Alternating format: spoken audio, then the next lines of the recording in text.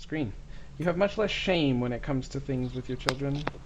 You're like, well, originally I wouldn't have thought that my child should run around half naked all the time. But it turns out that's just what's going to happen. So This is true. we'll just go with it. So, on the note of shame, we are going to shift gears for a little bit. We don't have much time left, maybe 15, 20 minutes before we got to end things here. But we're going to shift the focus a little bit and talk a little about shame and fear. If you guys are down, this will be a little bit more heavy, maybe. We'll see how it goes. Sure.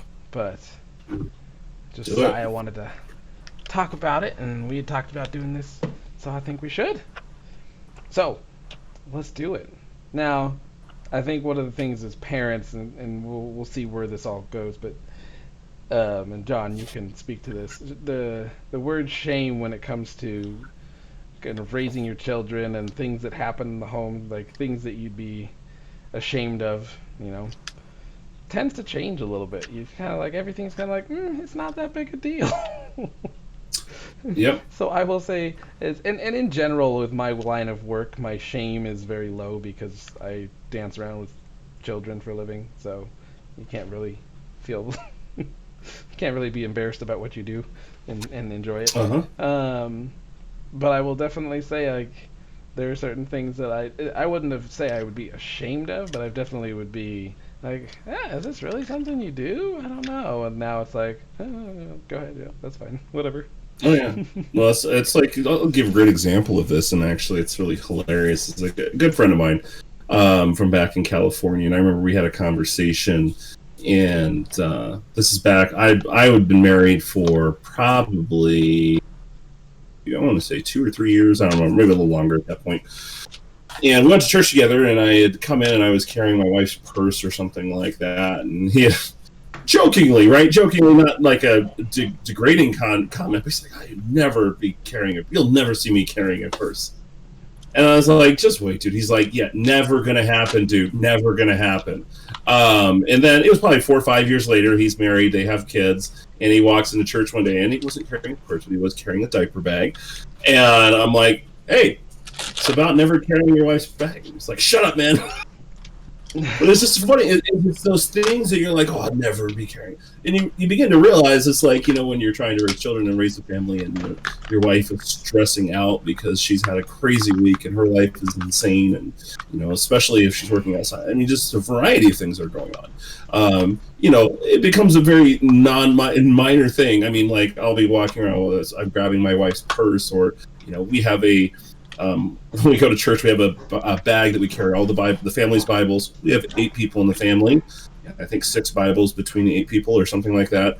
And we have clipboards for the kids to take notes. We got a lot of stuff. Well, it's all in a bright pink backpack. And the reason it's in a bright pink backpack, because that's what we had available. It just becomes one of those things where, like, as younger, be like, "Oh, you'll never see me carrying pink bag around." And it's just like, dude, you just grab it because you're like, that so does not matter. And people will give you grief about it. Whatever. Like, "Hey, dude, nice bag." I'm like, "Thanks." And it's like sometimes, like, I was carrying my wife's purse the other day, and somebody's like, "Oh, nice purse, dude." I'm like, "Yeah, it matches my shoes." But it's become something I'm like, dude, I don't care. Because you realize, I think a lot of it comes down to with shame, and what comes back to, okay, what is your value based on, right? If my value is based off of this other person's opinion of me, or how they view me, or what they think about me, then, okay, well, maybe I'm going to be ashamed or whatever. But if I realize what I'm doing is something that's of great value to my wife or my family, it's all of a sudden like, well, I don't really care what this cool macho guy that's never had a family or doesn't understand any of this. I really could care less what you think. Mm-hmm. So, or couldn't. I always said, and you never said I could care less. I couldn't care less what you think.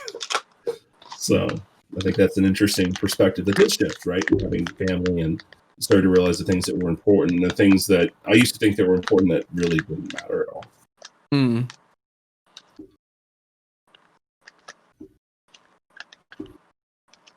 Uh-oh. He's got the paper towels out. He's got the paper towels. Was it the dog or the baby? Or both. No. Or both. It was the baby dog. Oh, man.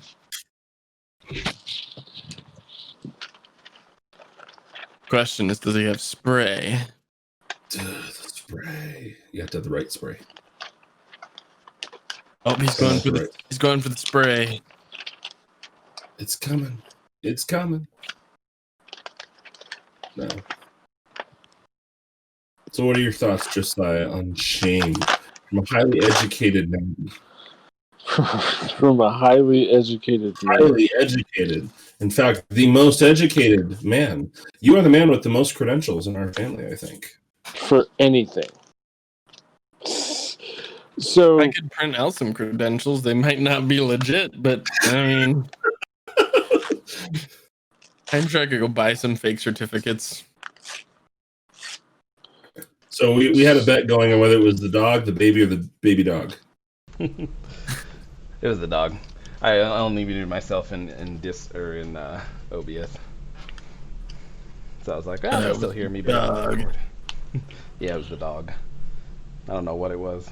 I was like, maybe your food. So, but who knows? So, couple plans. what I wonder about is, what is the function of shame and how should we engage in it? So I think the ability for one to understand their emotions and to a certain degree control their reaction to their emotions. I don't know that you could ever hope to actually control your emotions. You can certainly control your reaction to feeling emotions. I think it might be an absurd thing to think that you could just control your emotions. So when we ask ourselves what's the function of shame, I think that the idea is to guide you, and John and I had a very similar conversation about regret the other day, is to guide you towards a path of reconciliation for whatever wrong you might have done. So if you did commit a wrong, I think that if we were to look at it from a practical sense, the idea is to make you feel as though, well, dang, I've done something wrong. I should seek to reconcile this by maybe seeking forgiveness of some sort and righting that wrong. So one of the things that I worry about and wonder about is, do we let shame play too prominent a role in our life and let it ourselves feel shame for little things that we shouldn't? Like you guys started out with some little things that would be easy enough for you to maybe feel shamed about, but what it really comes down to is that I try, and I wonder if this would be helpful to other people, and I don't know. I try really hard not to let other people put shame on me, ever. Under no circumstances will I allow other people to do that, because there's no reason they should. I should be the only one that makes myself feel shame because it's if I did something wrong. But nobody else should be able to ever make me feel that. And so I try really hard to not ever entertain that. And of course I'm not successful, but I actually feel pretty passionately about not letting other people make me feel shame. Even I think that's probably sums up my position. I'm pretty passionate about that, actually. So when it comes to others making you feel shame, and that's an interesting look, and the difference between someone saying, so for instance, if someone were to try to shame me for something, like I can't believe you would have said that, or I can't believe you did that, or how could you say that, that kind of comment made to me, I think that there's an inherent feeling of shame that is instantaneous on almost every human. I know there is for me. And so I think what you said about how you handle that is the most important part. And the thing that I try to live by as far as feedback in general from people, whether it's something that feels shameful or not, is I try to look past whatever emotion is sent to me and look for information. Because the hard part is humans in general can be poor communicators. And I say in general because there are good communicators in this planet, but I think there are a lot of people who struggle to communicate, or think they're communicating well but aren't, because they don't understand the person they're trying to communicate with. We're all guilty of that. I am for sure. So when someone's saying something, whether or not it's meant to be shameful, there's definitely opportunity to feel an instant shame where it's like, oh my gosh, this person's putting me down because I messed something up. I had that. I could think of an example of that happening today at my job, where someone said something and it wasn't meant to be shameful, but the way, in the context and the timing of how it was said, there's definitely a feeling of like, did I do something wrong? But then I took a second to think about, what are you actually communicating to me? And when I looked at that, I was like, oh no, you're just speaking this that's on your mind. You're not gearing that towards me. It's not meant for me. It's just, this needs to happen. I'm like, oh, I agree. Yes, I think that needs to happen. And so I try to take that away from when it comes from others. So I wouldn't say that I would just shut out shame from others, but what I try to do is say, is there useful information in what you're saying to me? And if there's not, then I do that. It's like, okay, there's no useful information. You're just being emotional or insensitive. There's not a thought process that's productive behind what you're conveying to me. Therefore, I will take this and in the garbage. And I can do that with everybody except for a couple of people in my life. Most of my friends I can do that with because I have plenty of casual friends and I only have a couple of close friends. So most of the people I interact with on a day-to-day basis, I can just take that and just kind of file it away as useless information. And maybe they're having a tough day, maybe they're not, who knows? Maybe that's another thing to look at, but for my personal shame, it's like, nope, this is a youth problem, this is a communication problem. I'm not going to process that as shame. I'm just going to put that over there. So I guess that's how I look at it, as far as how I would handle it, and not internalizing it and turning it into something. Now, that being said, when it comes to personal shame, I made a mistake. I think that I'm harder on myself than anyone else is, because it's like, I notice when I make the mistake, I get frustrated about it, I get upset about it, and I'm like, I have to, and then how I cope with it, and I don't know that this is always healthy, is I try to fix it. So if I made this mistake, my instinct is, to reconcile that shame is I have to fix whatever I did wrong. Sometimes that's good, sometimes it's not.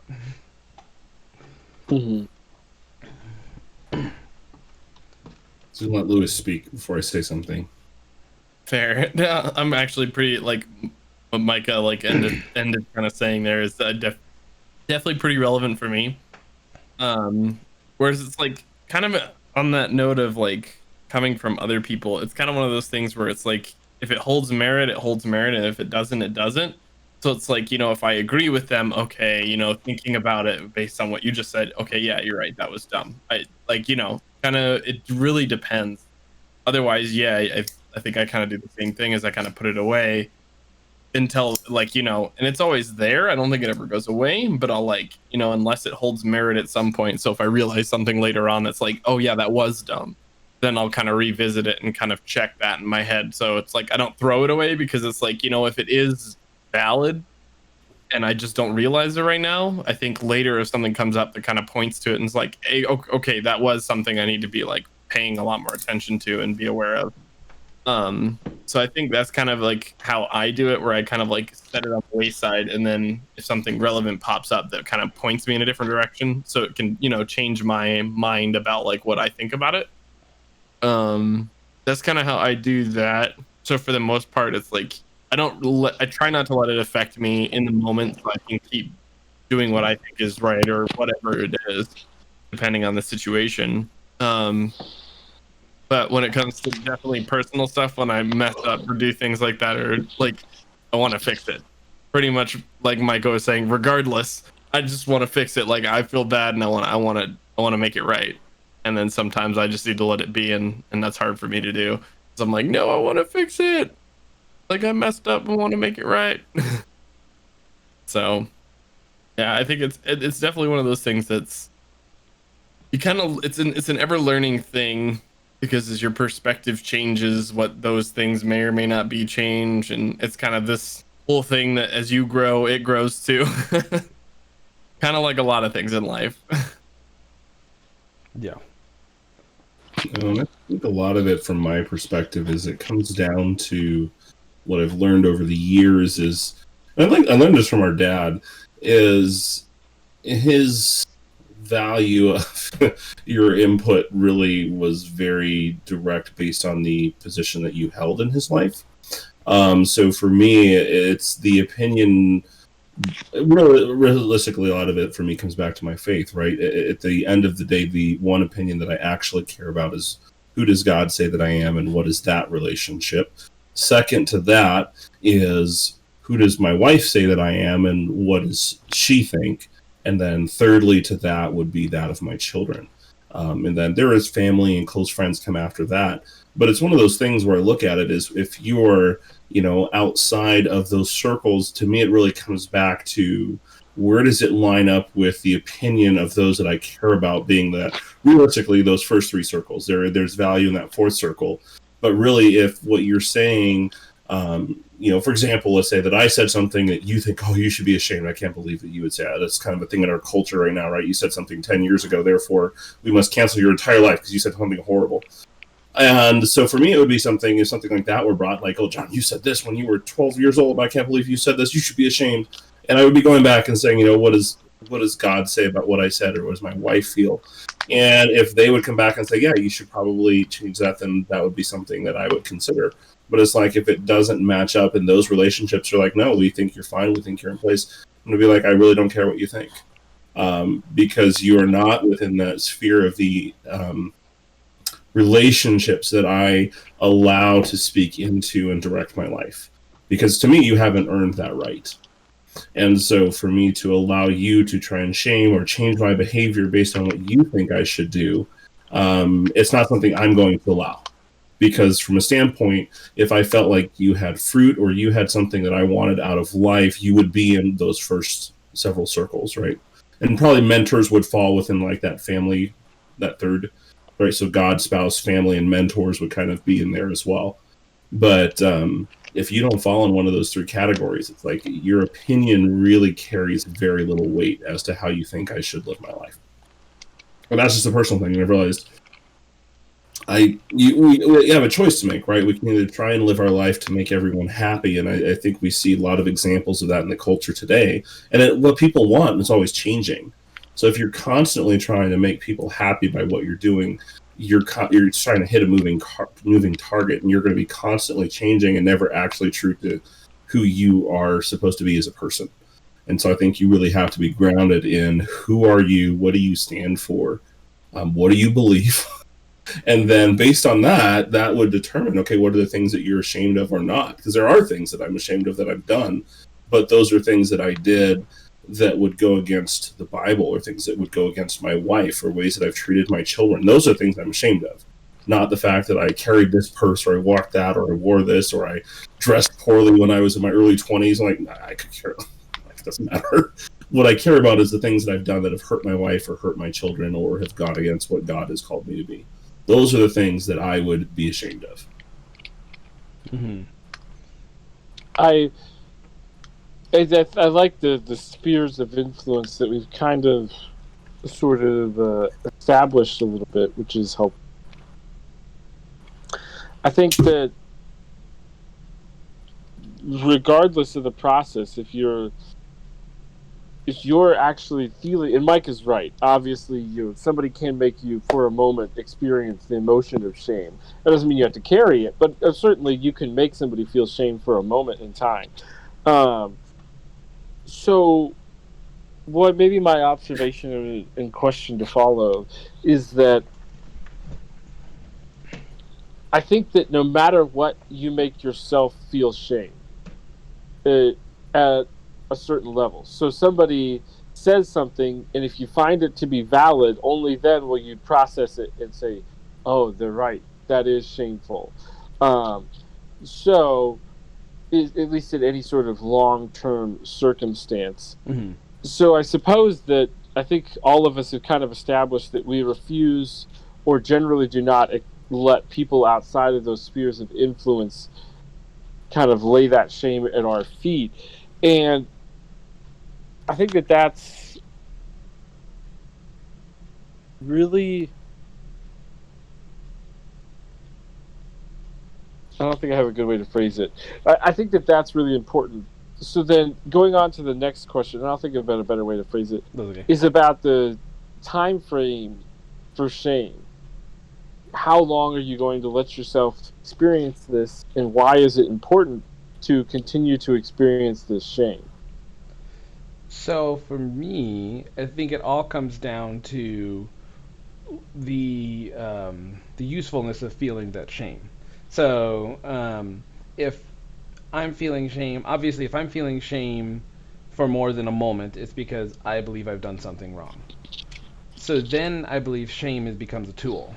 At least it should be. That's how I look at it. If shame becomes something you carry with you as baggage, I think it's dangerous and I think it's damaging. But if it's a tool, if you look at it as a tool as it should be, I feel badly because I did something wrong. That's good. Mm-hmm. Because if I feel bad about it, I'm going to want to change that. I want to feel good. So it becomes a tool at that point. Once you've decided, yes, I feel shame, I did something wrong. So I would say at that point, the shame is necessary as long as it takes to fix the problem. So because if it's funny, I was reading the definition of shame, and the first thing that came up was a painful feeling of humiliation or distress caused by the consciousness of wrong or foolish behavior. So, Mm-hmm. How long I've decided, and I like the word consciousness because that means I've decided this is wrong. So how long does it take me to fix that? And that could be 10 seconds. I'm doing something with my kid, he steps on my foot, I yell at him. I feel shame immediately because, why did I yell at my kid? He didn't mean to step on me, he's playing and having fun. It was an accident. So I feel this immediate shame of, why? But then I can choose to say, you know what? That was wrong of me. I'm so sorry. Give him a hug. I won't let that happen again. And then that shame can go. Now, the one argument might be that should stay with you to really drive the point home. But for me personally, once I make the acknowledgement that, this is a mistake, it shouldn't happen again. Doesn't mean it won't. I'm human. I'm imperfect. But it shouldn't happen again. My expectation should be that I realized I did wrong. This shouldn't happen again. And so even if I fail and it happens again, my expectation is still the same, that this should not happen again. So I would say that in that case, the shame goes away quickly. If it's something that, I think the most dangerous one is when you maybe have done something long term to hurt someone else without realizing it. And then you come to that realization. That's a tougher one, and I think that kind of shame is gonna hang, because it's how do I fix this thing that I've created over whatever weeks, months, years of interacting with this person and making them feel bad about this, and then coming to the realization that this was my fault. I did this, how I acted, did this, and how do I fix that? How do you fix a long-term problem?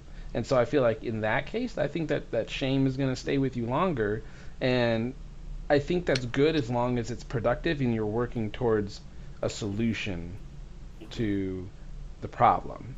At the point that there's no longer a solution to the problem, even if you weren't able to fix, if there's not a solution, I think at that point you have to be able to let it go. Because then I think that shame becomes detrimental at that point, because now you're trying to achieve something to feel better. The only way to get rid of the shame is to achieve something that's unachievable. And so that's a path to depression, in my opinion. So it kind of depends on the situations. And Yeah, I really like the idea that long-term mistakes probably carry with them will certainly carry long-term consequences. One of those being shame and a desire. Hopefully that shame is accompanied by a desire to seek recompense in reconciliation for that in learning. But I like that. And I really like, obviously a long-term mistake is going to have long-term consequences, versus, like you said, a moment in time. And I think the summary that I was looking for maybe a little bit earlier is that we allow these people in our lives, in close spheres, to maybe judge us in a way. Maybe that's not the best word, but I think it's probably an accurate word. Mhm. Is to evaluate our decisions, and we value their input on our decisions and the righteousness of those decisions, if you will. And if they convince us that those decisions are unrighteous, or they make us aware of the fact that they're unrighteous, we then put the shame at our own feet. But generally speaking, those people probably aren't coming to us and just saying, like, shame on you. I actually think the phrase shame on you is absurd. It's just an insult. You might as well say F you. It's the exact same thing, just in an old-timey way. It's not more... There's nothing honorable about saying shame on you. I think the idea of placing shame at somebody's feet is actually kind of absurd. But if you can tell them, you can tell somebody that that is wrong, what they did is wrong, and walk them through why, and then they will feel shame, because they won't feel shame until they're convinced that it's wrong. Mm-hmm. Mm-hmm. So you could tell them shame on you, but if they're not convinced that what they did is wrong, they're not going to experience shame. So again, shame is something you put on yourself after you're convinced that you've done something wrong. Yeah. So I still think it all comes back to this choice. You're convinced I've done something wrong, then you will experience shame. So it's absurd to me to say shame on you. Again, shame on you is meaningless. It's an insult. You might as well say F you. And I don't know why that phrase ever got carried on as something that's more honorable. It's just, Yeah. you see why I wanted to talk about this? Nothing close to home. So I guess, for fear of taking us down an even further rabbit hole, let me ask the question, because like central to this conversation has really been, realizing that, one, sharing with someone that they are in the wrong, or two, realizing that you are in the wrong and need to fix that. How do we define right and wrong? Oh. Because that's one of my biggest pet peeves, is we have a lot of the culture that's coming out and saying, well, it was wrong that you said this, or it's wrong that you said this, and things that there's really no basis that, from what I can see, and trying to do exactly as Josiah said and bring shame on people for these things that they've done in the past, these things they've done wrong, where I don't see that they're... But how do we define that? Because where do we start with that? That's such a dangerous question. I know. Yeah. Because, Well, the reason it's ultimately important is because what I said makes me seem like potentially a complete narcissist if I'm like, well, I'll never experience shame until I'm totally convinced that I'm wrong, and I'm not usually wrong, right? So if and I don't think we'll ever be able to answer John's question completely, and certainly won't get very far tonight. But if we don't address it, then what I'm saying is absurd as well. so when it comes to defining what's right and what's wrong, the reason it's such a hard question is I think the ultimate answer is, from a purely human perspective, it's entirely up to the individual. And I say that to be have a more broad scope on the conversation, because from the context of being a Christian, I have a very strong sense of what's right and what's wrong, but that's based in my faith and my belief. So someone who doesn't share my faith and my belief will not necessarily feel shame for doing something wrong, because to them that may not be wrong to them. That may not be something that is a wrongful thing to do. So to answer this question, I kind of want to take it out of the context of my personal perspective, because my personal perspective will not, It won't work for everybody. Yeah, in the world we live in today. Yeah. So you could say in the perfect world we're all Christian, or we all believe in God, and then you can use that as a context. But that's not the current state of our world. Yeah, that's not the current state. And then country. People say that all over. Like, if everybody were this way, that way, we'd all have the same sense of right and wrong. So and so this is puts us in an interesting position, because we as humans, as a country, as a city, as a state, whatever, we have to decide, either we will come to a consensus as a community, and I say that as any of those things, anywhere from your neighborhood to your country to the world. We have to decide as a community what is right and what is wrong. That's one option. Okay. Can we start there?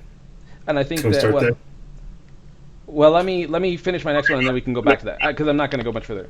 So that's option number one, because we can talk about Great. multiple. Is we as a community will come to a consensus on what's right and what's wrong, and we try to follow those morals and beliefs. Number two is it's the Wild West. What I believe is right is right. What you believe is right, and it's a hot mess because everybody's right, which means nobody's wrong. And I think we're in certain areas. I think we're actually tipping into that arena of how people look at right and wrong, and it's hard for me to say where we should be. I think the only true answer I have is if I can have a conversation and understand where someone who has opposing views from me is coming from, we will hopefully find a consensus on certain things that are right and wrong. Because I think inherently humans are good. So I think that even people who have crazy ideas, crazy ideas to me, I don't think their initial thought in general comes from a bad place. Unless they're just a bad human, but I truly don't believe the world has as many bad humans as it feels like right now. Depending on your perspective, I guess. But it feels like there's a lot more crazy people than I think there truly are. So if you can get to the heart of why are you making this decision, what is pushing you, what is driving you, maybe we can actually find some common ground on what we believe is good, and then it maybe just comes down to a disagreement of how we're getting that good. Okay, John, go ahead. Okay, I'll try to start at the beginning because there's several things I love it. I love the perspective you're bringing. I think it's fantastic. So let's start with the community, the community idea. So we as a community come to a consensus of what is right. Is that correct? And we go from there. So if we operate on that perspective and we just look at history, Adolf Hitler and the Nazis decided that it was right to go out and murder Jews. Mm-hmm. So then the Holocaust, was that okay? Because under that consensus, the community, being the Nazis and Hitler, decided that it was right and righteous for them to go out and murder millions of people because of their ethnic background. Mm-hmm. Does that make it right? Because their community decided, we think this is right. I have conflicting views of what's right and what's wrong. So I will tell you personally, I don't think it is, and I think the majority of did I lose you guys? Hold on. You're all frozen to me. Come back, Discord. Well, if you guys can see me now, I was in the middle of my thought, but we're having technical difficulties. We shall wait and see what happens. And we're all back except Micah. There he's back. That must have been a really powerful answer. It broke the internet. Right? You broke the internet. Oh, gosh. I've all lost my train of thought and everything. It's gone. Totally gone. I was like, within 2 seconds, I realized I'd lost it. I was like, wait, they're frozen. And then the thought was out of my head. How does it feel to be the first person to break the internet? I won't be the last. Okay, so we were talking about that's okay. No, we were talking about Hitler and yes. Whether that was right or wrong. So obviously, I believe it was wrong because it goes against my beliefs in every way, almost every way possible. Well, probably every way possible. But it's hard because what if every single one of us, and this may sound crazy to some people, what if we were brought up in that community? What if the Germans won the World War and that they got to write history, and that was what everybody believed was right? Then the trickle down effect could have been something where the world becomes this crazy world where yes, this is the way humans should be. I think that comes back to human nature and our imperfect beings. We're not perfect beings. We're animals at our heart as far as like our flesh.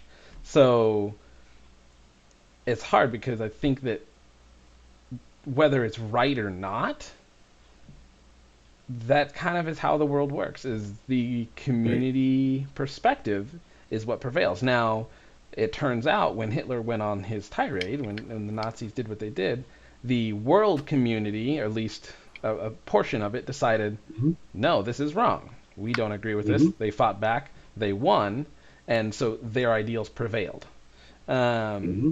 so, so in a sense, I would say no, it's not right. But at the same time, in a different world, people might have decided that that was right because that was the consensus. Mm-hmm. Okay.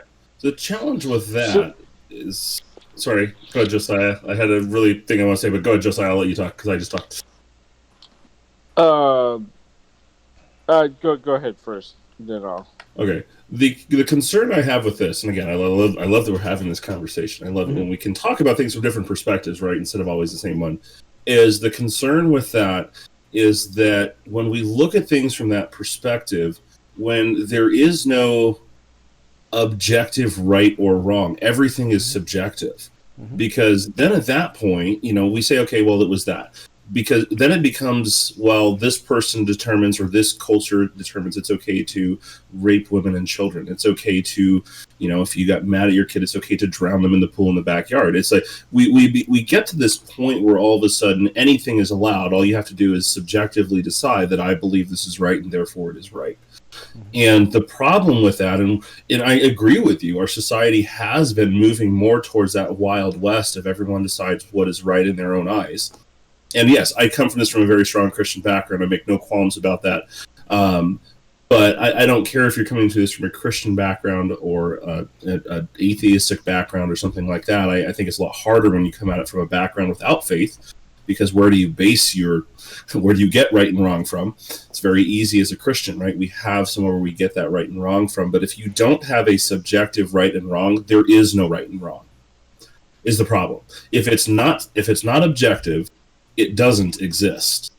Because if your right is my wrong, and it's true for both of us, and it's true for neither of us, if that makes sense. Mhm. So in essence, we're saying there is no, either right and wrong is objective or it does not exist. So, I mean, in an ideal society, right and wrong is objective and everybody follows it. We have wars because of right and wrong being subjective, in my opinion. If you look at the war in the Middle East, and it's cool because I listen to a lot of different military people who will talk about their experiences over there, and I think it's way better than the movies because you actually get to listen to the people who went through it. And one of the things I hear constantly is they have a lot of respect for people on the other side, even though they're shooting and killing them, because what they realize is that the people on the other side believe as passionately about what they're doing and the good that they think they're doing as they do. And so it's like obviously I don't agree with you in an extreme way, but I respect the fact that you believe what you believe.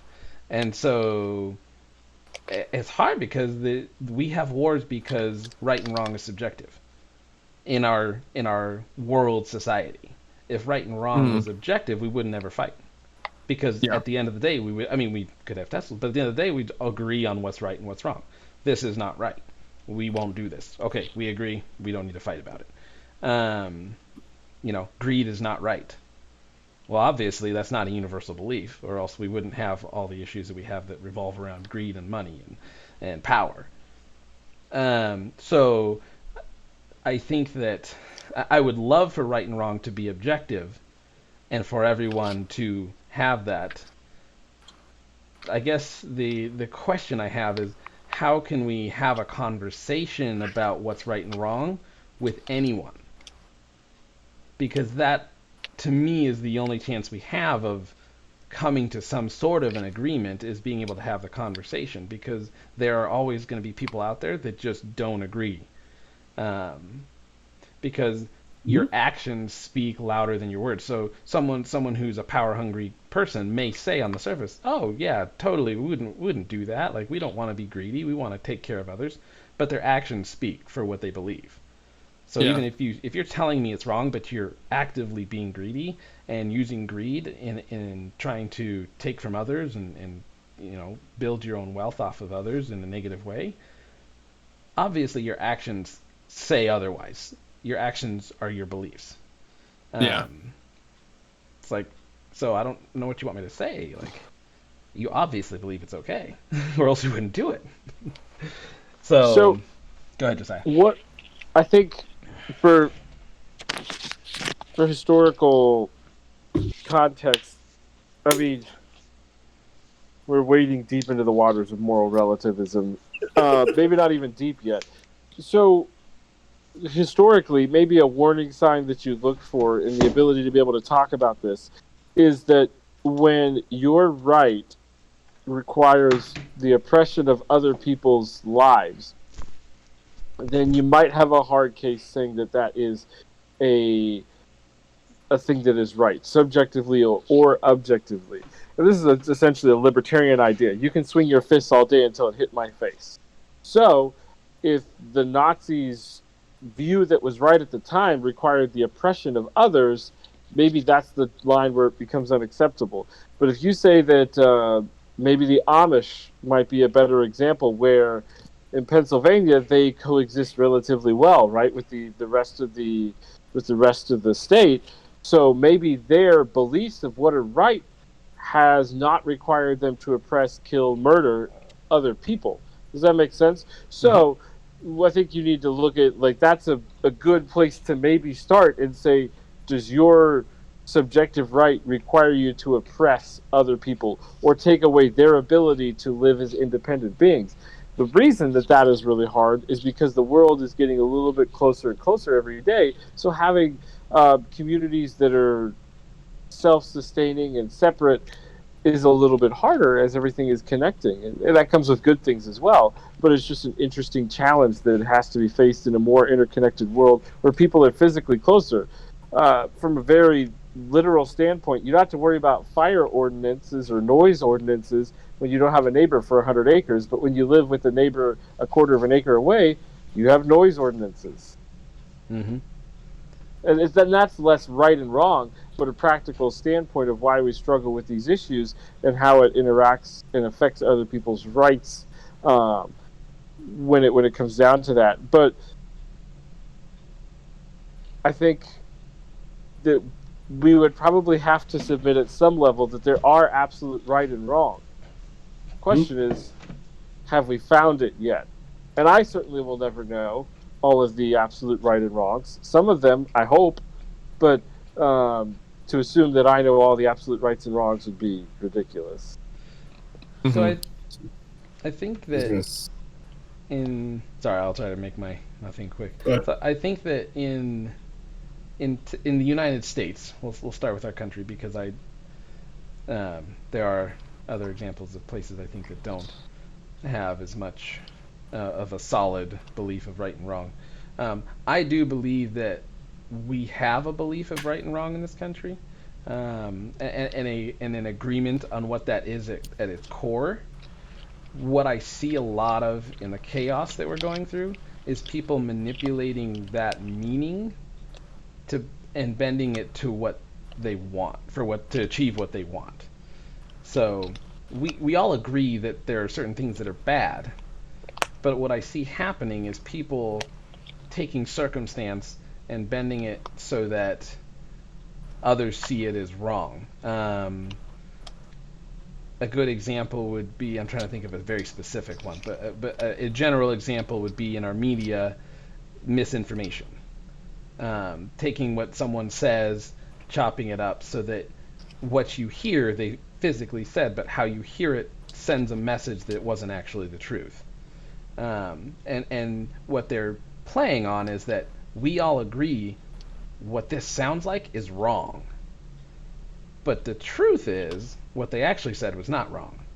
And I think we're seeing a lot of that in our political system, in our social media, where people are manipulating information to make people look bad, make people look like they're not doing what they should be for society,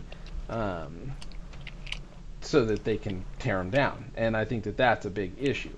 But it starts with, we agree on common beliefs. A great one is police brutality. I think that that's a good example. We all agree, when everybody saw the George Floyd video for the first time, there was nobody I heard say that was okay. I didn't hear anybody say that. I was like, wow, that is ridiculous. We have, as a country, I think, a core belief that is the same. But then what you see happen with all of the different police stories coming out is there's this immediate reaction, and then there's all these different stories that come out, and people pick their perspective to try and push their goal. And there's not an objective push to just get the accurate information. It's this subjective push to push my agenda, my perspective, so that you'll believe what I'm saying. And I think that that's our big problem, because then we lose ourselves. I mean, we're not arguing about facts. We're arguing about some twisted information, and it doesn't get us anywhere good. So I'll stop rambling. Yeah.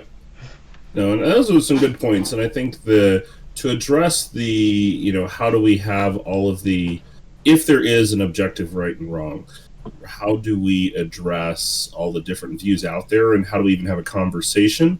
And I think that the problem that we have is we've forgotten how to disagree in this country, unfortunately, is the fact that there is an objective right and wrong does not mean that we cannot have different views of what that is. And to me, where that conversation needs to start is, what is your worldview? What is your basis that you build off of? Because as a Christian, I have a very clear understanding of what is right and wrong objectively. It's not open to interpretation, and that's based off the Bible. Now, if you are a practicing Muslim, you have a very objective view of what is right and wrong based off the Quran. If you're Catholic, you have a very objective view of what is right and wrong based off of what the Pope and the Catholic Church says. And the same goes for different worldviews.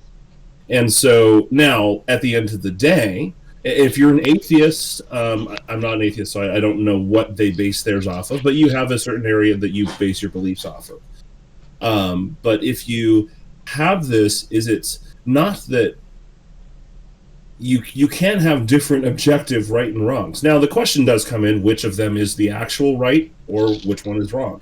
And that's something that we will know whenever this world comes to an end, however it comes to an end. As a Christian, I have an understanding of what that will be. Other people have different ideas. I obviously have very strong beliefs into what I believe. But until the end, we won't know who was right or who was wrong. So obviously they can't all be right. So some of those are right and wrong, but you can have the conversation if you start with the standpoint of, this is my belief system. And you can still have that. And that's why you do have those people where in the Middle East, where you have this, where they are fighting very strongly. And it's not because they just subjectively chose what to believe. It is, no, they've been raised in a culture inside of this, and there is a very objective right and wrong. And I think that has to be in place. It can't be this subjective, whatever I feel is right, is it really needs to be this, there needs to be some kind of a standpoint that we have, because if we don't have that, I think that we get into the muddle that we're in now, which is where we see the disinformation. Because now everyone is trying to push their subjective truth, right? Here's what I believe things should be, therefore I'm going to try and manipulate events to come to the ends of which I believe are this. And we can't call that out as right or wrong, because we've chosen to stop believing that there is an actual objective right or wrong.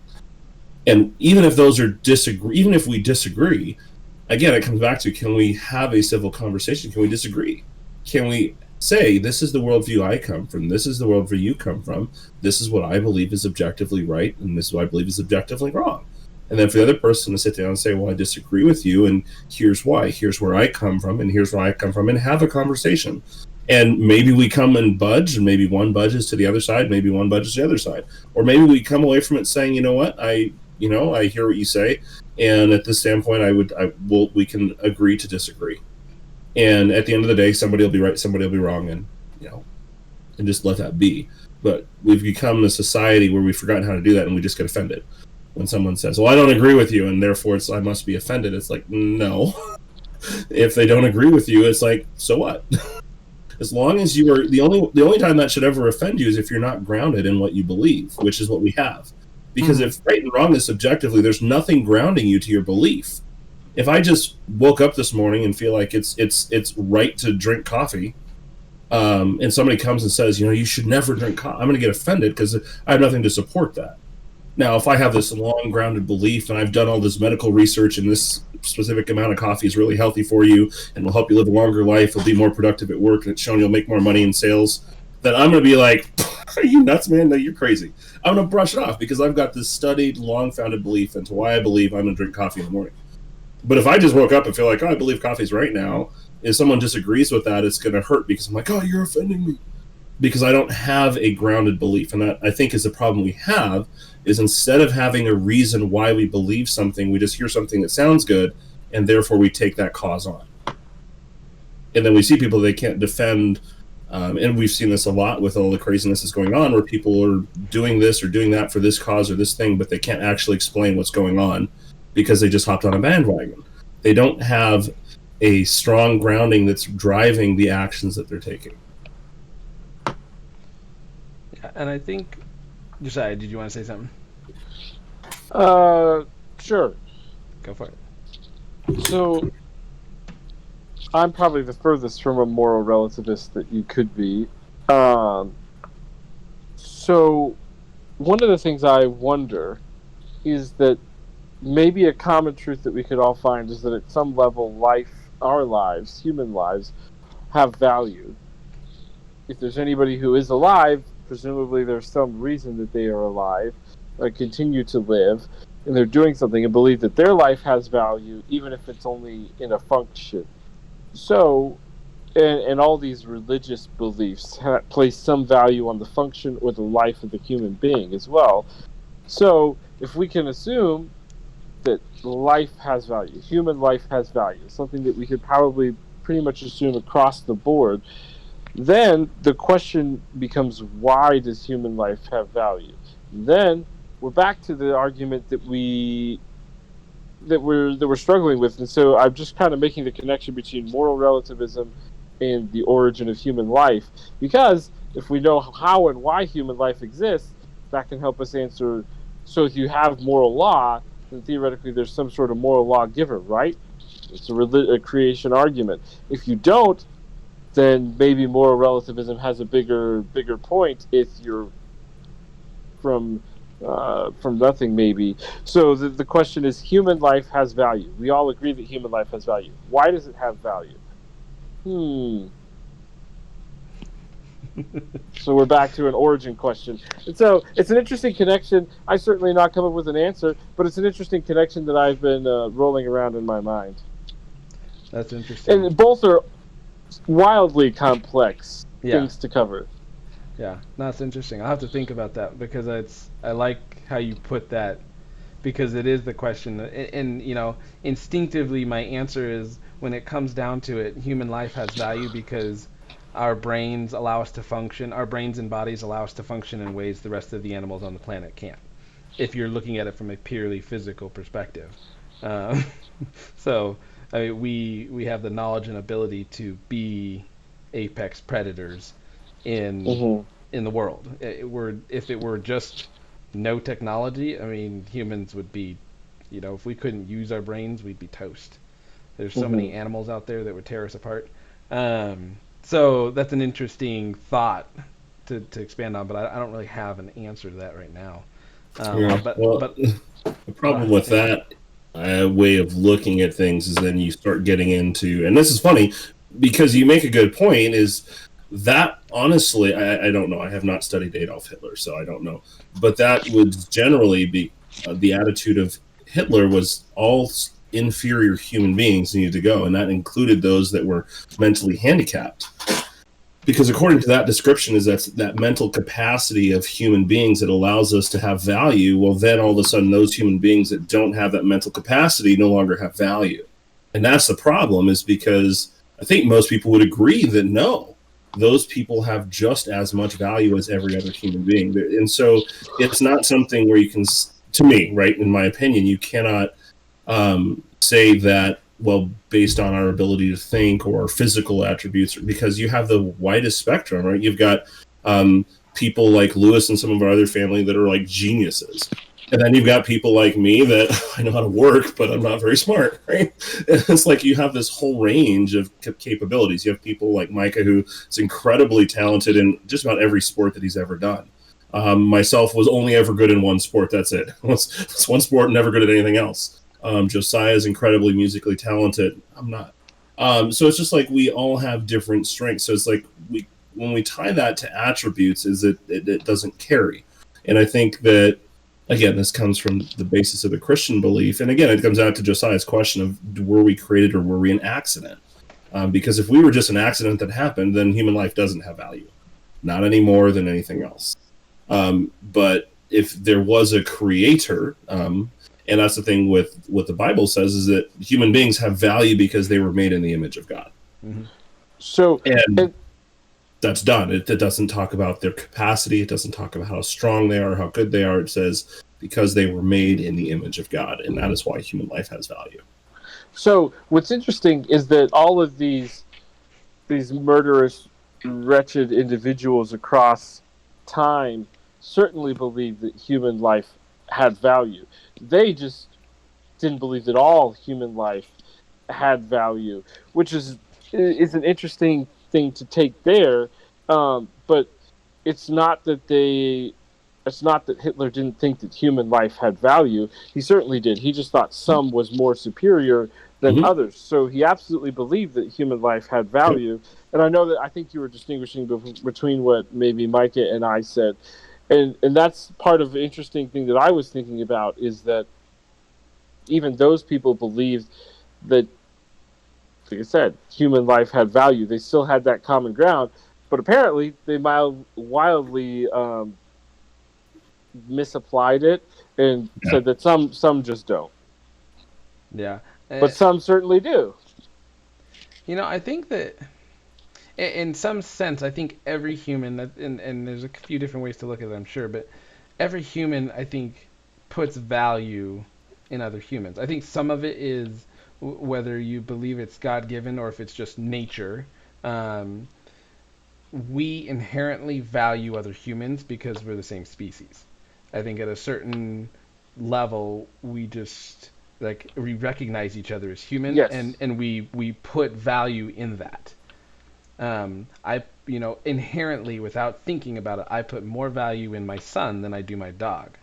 I care for both of them. I've raised both of them.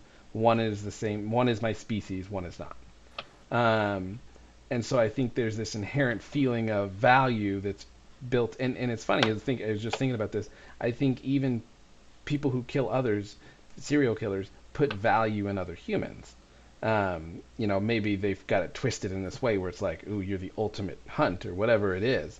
But regardless of how low you steep on the human totem pole of okay, as to what you're doing, I think that every human puts value in other humans.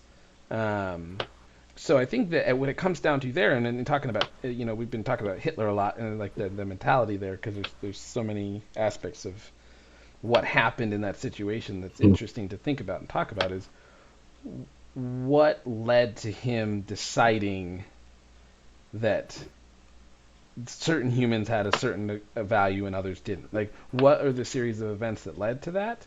And I think that for us as humans, and it's funny, one of the things that's important about history is if we look at what went horribly wrong in history, what do we believe went horribly wrong? A good example for a more left view, because I know all of us tend to lean more towards the right view of things, or conservative views, is police brutality. Like, people look at it and it's an awful thing. It's like, okay, well, what led to that? And when I can sit down with someone and have a conversation and they're like, this is what I'm reading about, this is what I'm looking at, they go back in history and start talking about the steps that led to what we're at now, I'm like, ooh, let's talk.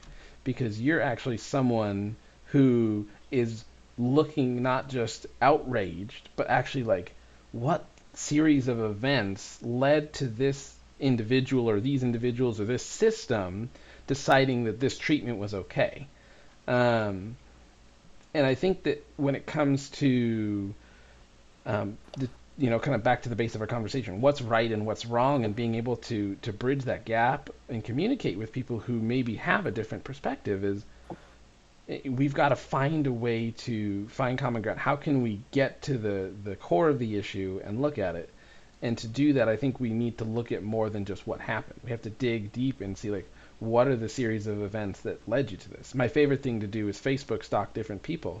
And as I see them change one way or another, I'm like, man, what's happening in your life right now? I'm curious. And it's not like, oh, you're awful or anything. It's just like, I'm super curious as to what's happening in your life. Like, what are the things that are happening that are shifting your focus? Because I've seen people change, drastically over the past year because of everything going on. And it's interesting because that's when our sense of right and wrong can shift, is when we start to believe different things. I mean, it comes back to the shame.